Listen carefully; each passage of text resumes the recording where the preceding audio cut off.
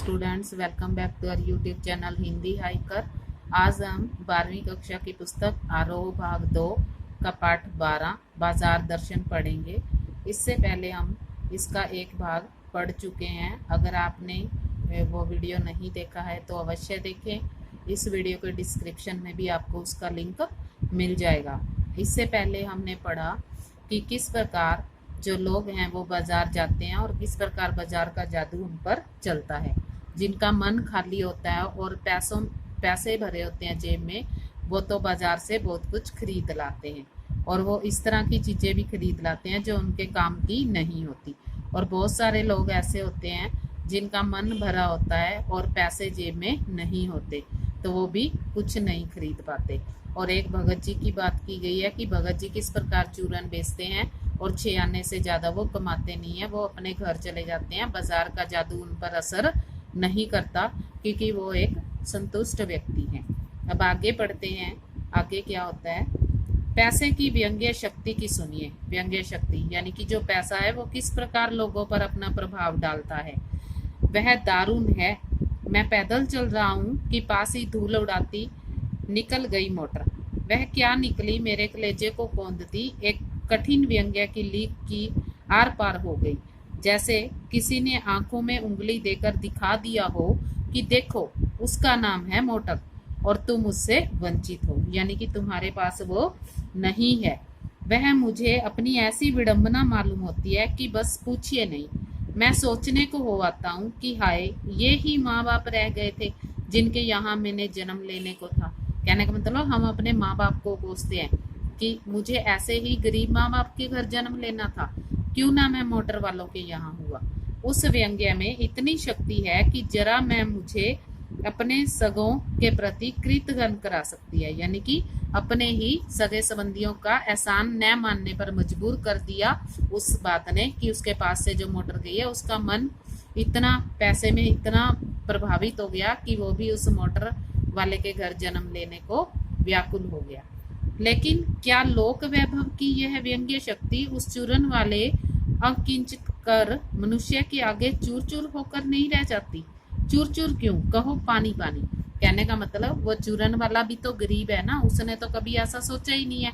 इस तरह की व्यंग्य शक्ति उसके सामने तो खत्म हो जाती है, पानी पानी हो जाती है।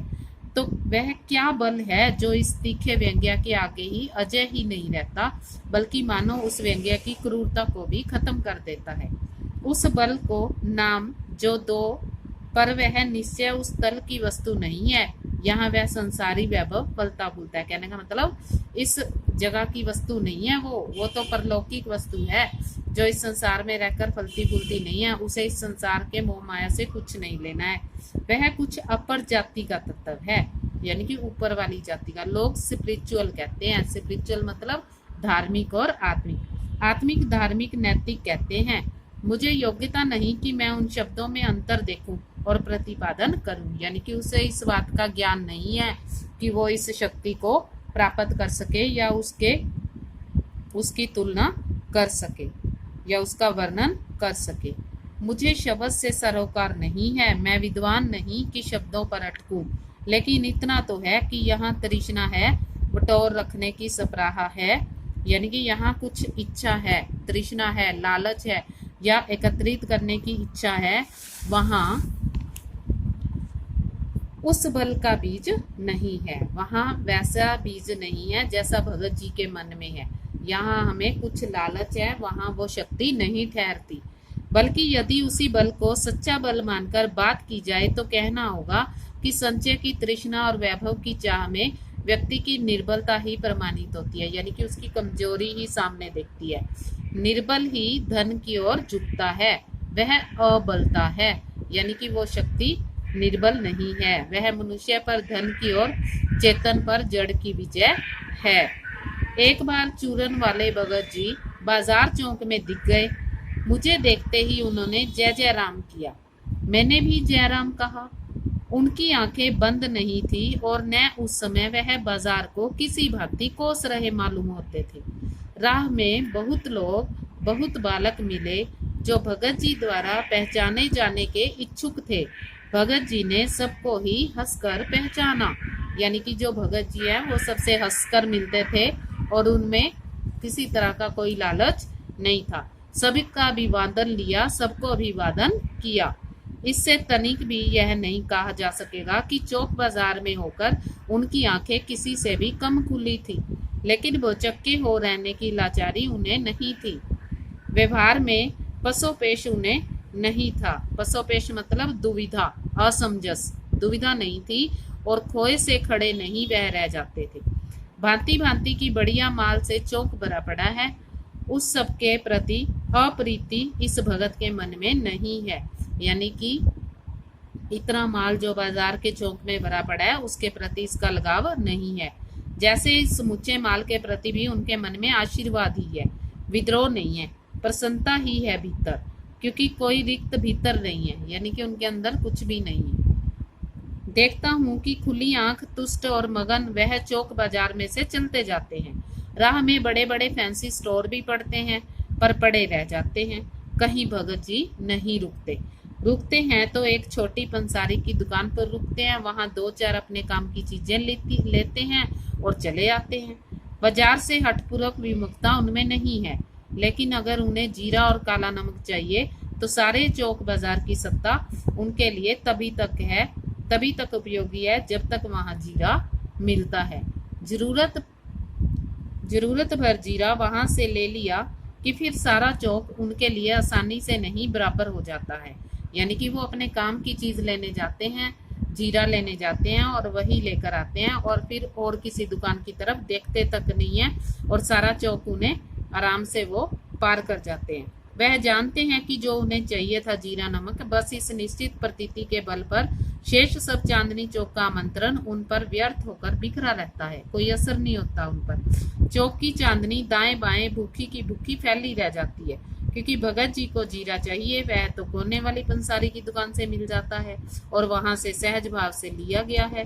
इससे आगे आसपास अगर चांदनी भी बिछी है तो बड़ी खुशी से बिछी रहे। भगत जी से बेचारी का क्या कल्याण चाहते हो?